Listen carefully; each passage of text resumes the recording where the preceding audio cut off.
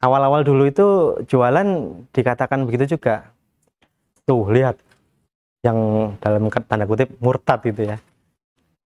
Itu lihat yang murtad itu deblek hidupnya. Soalnya waktu itu banyak broadcast keluar kan. Saya sudah Imam Masjidil Haram mengimami di Istiqlal Jumatan gitu. Nah, karena waktu dapat broadcast itu, wah ini boleh nggak ya? Sah nggak ya kalau Jumatan di Istiqlal gitu? Imamnya saya sudah sini. Kalau di Arab sah, tapi kalau di Indonesia sah apa enggak ya?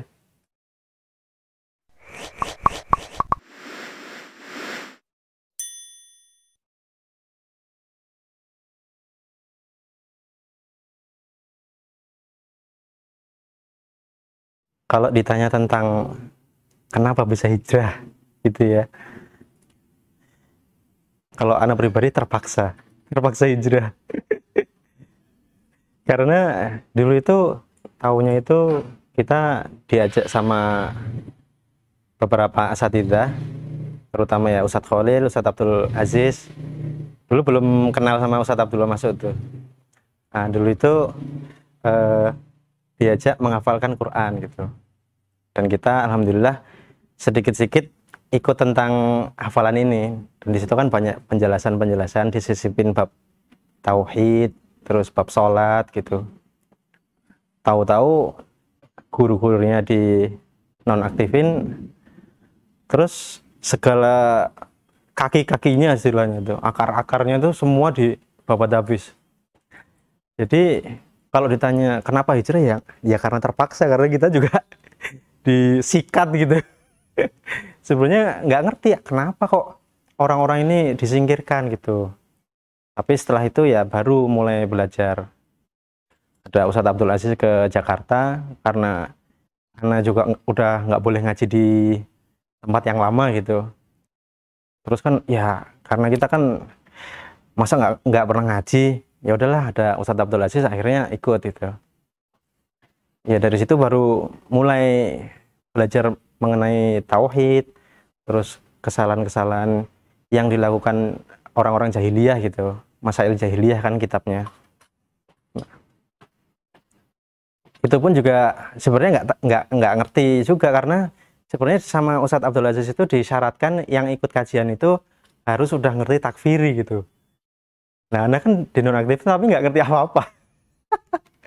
Jadi ya udah berjalan aja sampai waktu itu di hari pertama, pertemuan pertama itu ada yang tanya, namanya Mas Mamat tuh. Beliau ngasih pertanyaan ke Ustadz Abdul Aziz, titipan juga dari adiknya yang jadi mubalik daerah di Malaysia kalau nggak salah, Mas Panji.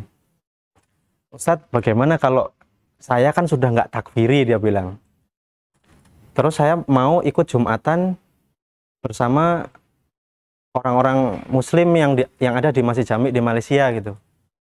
Wah, langsung kepala saya langsung, waduh, ternyata rumor selama ini benar gitu. Ustadz Abdul Aziz mengajak buat sholat ke umum gitu. Tapi waktu itu ya udahlah, rasa apa penasarannya itu disimpan dulu, soalnya nanti kalau anak frontal gitu nanti nggak boleh ikut ngaji, nggak dapet ilmu dong. Ya udahlah, diam aja dulu walaupun nggak ngerti takfir itu apa gitu.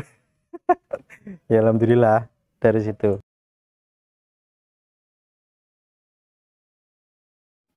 Jadi setelah kita belum hijrah ya, tapi melangkah hijrah gitu, itu ada kayak yang lain lah, intimidasi. Tapi waktu itu yang Ana rasakan ya karena Ana nggak ngerti apa-apa ya, jadi Ana suruh tobat itu, suruh tobat apa namanya, karena ngikutin Ustadz Khalil gitu, padahal Ana kan nggak ngikutin beliau, cuma ngikutin ngafalin Qur'annya aja. Nah, waktu itu disidang sama imam daerah, kamu kayak gini, yang saya merasa nggak mengerjakan karena ya emang saya nggak ikut di situ gitu. Sampai saya bilang, Pak, kalau saya tuh suruh sumpah, saya tuh berani sumpah karena saya tuh nggak kenal mereka gitu. Itu waktu itu kalau nggak salah bulan 3 2019 apa 2020 gitu. Nah, bulan 3 akhirnya waktu itu saya menjalani proses tobat tuh. ngaji lagi di dalam kan, walaupun waktu ngaji kita disindir-sindir juga tuh, kolil kolil gitu. Jadi waktu kita ngaji itu udah, aduh orang ini ya udahlah biar aja lah, ya kita kan jadi muslim kan, ya udah dimaafin, orang orang nggak tahu gitu. Nah terus tapi di proses tobat itu sebulan sekali kan Ustadz Abdul Aziz kan ke Jakarta, kita kan ikut kajian beliau sebulan sekali, ngumpet-ngumpet gitu dengan perasaan yang berdebar takut ketahuan gitu. Sampai akhirnya kitab Masail Jahiliyah itu khatam di bulan 8. Itu kan bulan 3, terus bulan 8 itu khatam. Nah waktu itu, waktu foto itu foto perpisahan gitu buat kenang-kenangan gitu kan, karena ikut foto di situ. Qadarullah, fotonya itu nyebar kemana-mana. jadi dari situ udah langsung tuh, wah Ihsan ini dusta gitu. Tadinya katanya Bilal nggak kenal sama ustadz-ustadz ini, tapi ternyata mereka foto bareng gini gitu. Macam-macam lah tuduhan-tuduhannya. Habis itu saya udah nggak boleh datang ke kajian, nggak boleh sama sekali lah, proses tobat itu udah langsung berhenti gitu. Ya habis itu orang-orang yang sebelumnya ini mereka nggak berani langsung ke saya, itu nggak berani, cuma mereka masuknya lewat keluarga yang intimidasi saya secara nggak langsung gitu. Saya suruh cerai, terus alhamdulillah saya itu nggak ada kerjaan sama mereka gitu, maksudnya maisahnya itu nggak tergantung sama mereka, jadi karena nggak dipecat gitu, karena kan kerjanya sendiri, mandiri alhamdulillah waktu itu. Nah itu jadi satu hal yang menguatkan anak juga gitu. Kalah anak aja nggak kerja sama si itu, ya udahlah cari duit sendiri kan kembang turi tak melok-melok, iya itu. Kita pakai juga itu kalimatul hikmah kan. ya persekutuannya seperti itu. Cuma kalau sekarang alhamdulillah dari keluarga udah mulai reda. Kalau kita ingat itu ucapannya Ustadz Khalid Basalamah, itu kan beliau pernah bilang marah itu ada batasnya. Jadi ya kita lihat marahnya orang tuh sampai sejauh mana sih gitu. Ya alhamdulillah walaupun masukan anak nggak diterima sama orang tua dan mertua gitu, tapi pemasukan anak diterima. Nah itu yang jadi birrul walidain kepada mereka. Ya alhamdulillah ya dengan berjalannya waktu orang tua juga mulai berpikir gitu kan.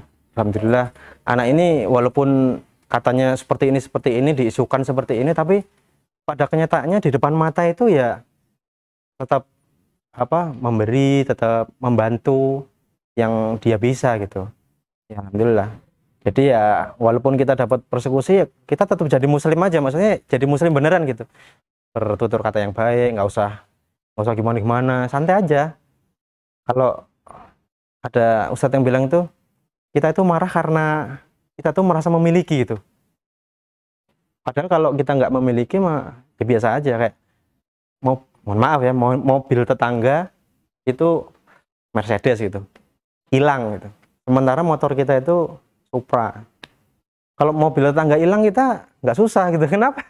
Ya karena kita nggak memiliki gitu. Ya kalau motor kita yang hilang dan kita merasa memiliki, ya kita susah banget. Padahal ini semua kan milik Allah gitu. Jadi kita buat ngatur hati aja biar jadi muslim beneran gitu.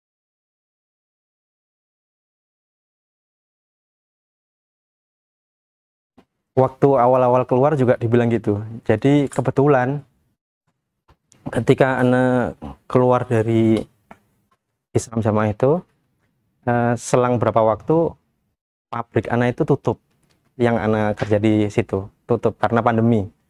Sebenarnya udah mau tutup, cuma karena ada pandemi jadi semakin cepat gitu. Tapi dari situ alhamdulillah anak ketemu sama beberapa teman Ikhwan Salaf juga, mereka udah ada usaha gitu, usahanya kerupuk Palembang, sekalian promosi nih. Jadi waktu itu usaha kerupuk Palembang alhamdulillah 3 bulan di Jakarta lancar, udah ada beberapa titik itu punya kaki, ya omset ya lumayan lah. Terus itu kita pulang ke Jogja. Awal-awal dulu itu jualan dikatakan begitu juga. Tuh lihat, yang dalam tanda kutip murtad gitu ya, dibilang murtad gitu, itu lihat yang murtad itu deblek hidupnya. Ya kita ya enjoy aja, karena ya kita yang ngerasain gitu kan, yang jualannya kita, dapat duit kita kan, rezeki kan nggak ada hubungannya sama itu. Nyatanya ya orang-orang kafir jauh lebih kaya kali daripada kita. Bill Gates kayak apa, terus ya Jeff Bezos dan lain-lain kan lebih kaya daripada kita, dan itu emang nggak ada hubungannya masalah rezeki. Ya alhamdulillah sekarang Allah bukakan rezeki buat Ana dan teman-teman melalui kerupuk ini. Jadi sekarang malah dikatakan nggak deblek lagi, sekarang malah dikatakan donatur buat merusak mereka gitu.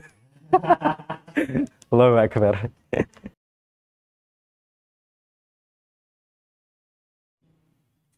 Setelah hijrah dari Islam Jamaah ya jelas lebih tenang, karena dulu waktu di Islam Jamaah pun ada perasaan yang ganjal menurut Ana pribadi ya.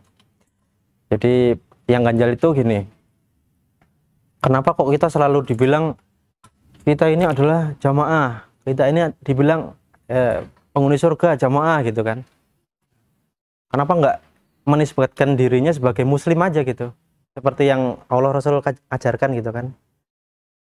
Janganlah kalian mati wafat kecuali dalam keadaan Islam gitu. Ya udah, kita nisbatkan diri kita sebagai muslim aja gitu, jangan punya istilah lain gitu. Ya alhamdulillah kalau sekarang ya kita karena sedikit-sedikit belajar ilmu, kita jadi lebih tenang. Terutama Ana itu dari kajiannya Ustadz Khalil itu ada beberapa hal yang bagus. Jadi beliau itu kan menyusun kitab Iqamus Shalah kalau nggak salah. Nah di situ diterangin bagaimana Rasulullah itu ketika datang ke Madinah itu yang didahulukan itu bukan cari rumah, tapi cari masjid gitu. Beda banget sama kita kan. Kalau kita pindah ke Jakarta gitu, pasti yang dicari pertama ya paling enggak oyo lah, atau kontrakan apa kos-kosan gitu. Tapi Rasulullah tuh masjid dulu gitu, masjid dulu baru yang lain. Jadi emang yang diutamakan sholat. Terus kayak Ali radhiyallahu an kan, beliau ketika wudhu wajahnya memerah. Terus ditanya sama sahabatnya beliau, kenapa kok wahai khalifah kok wajahmu memerah gitu. Langsung Ali langsung tegas jawabnya kan, apa kamu nggak tahu siapa yang saya akan temui setelah ini gitu. Jadi waktu sholat itu kan ketemu sama rajanya raja gitu, Allah gitu. Jadi benar-benar dipersiapkan, sampai ada kata-kata apa,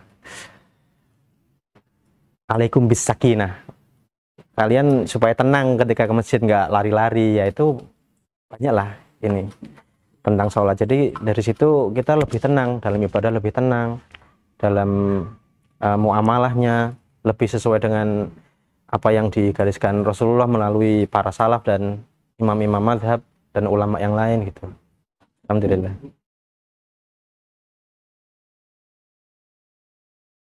Kalau buat teman-teman yang masih di dalam, ya segera hijrah aja.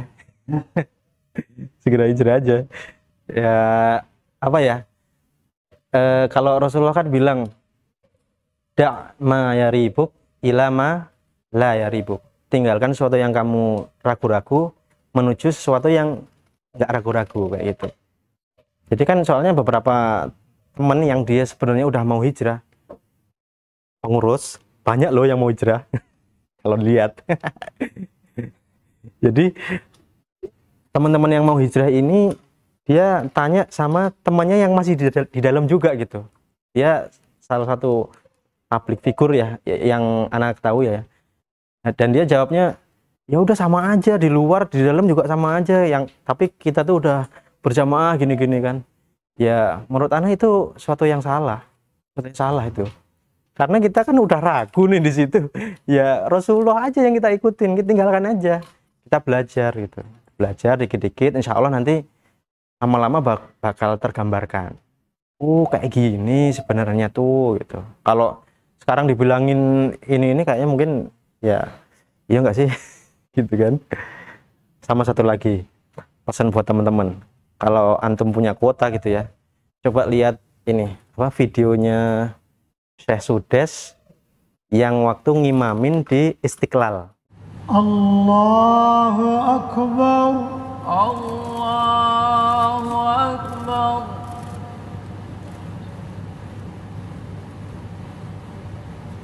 Bismillahirrahmanirrahim. Alhamdulillahi Rabbil Alamin. Ar-Rahmanir-Rahim.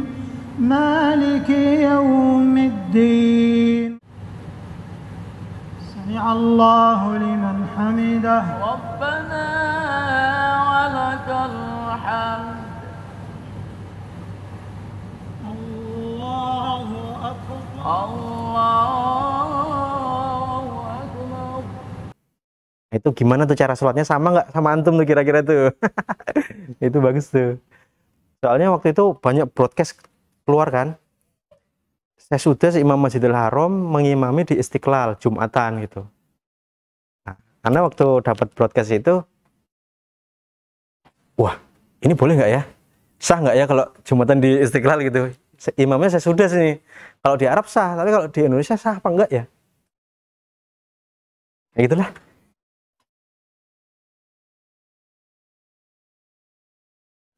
Kalau menurut Ana, sesekali ke tempat kajiannya Ustadz Nuzul aja. Jangan sampai lah, kalau menurut Ana ya, jangan sampai seumur hidup itu nggak pernah ke kajiannya Ustadz Nuzul gitu di Indonesia ya. Karena kajiannya beliau tuh bagus banget tuh.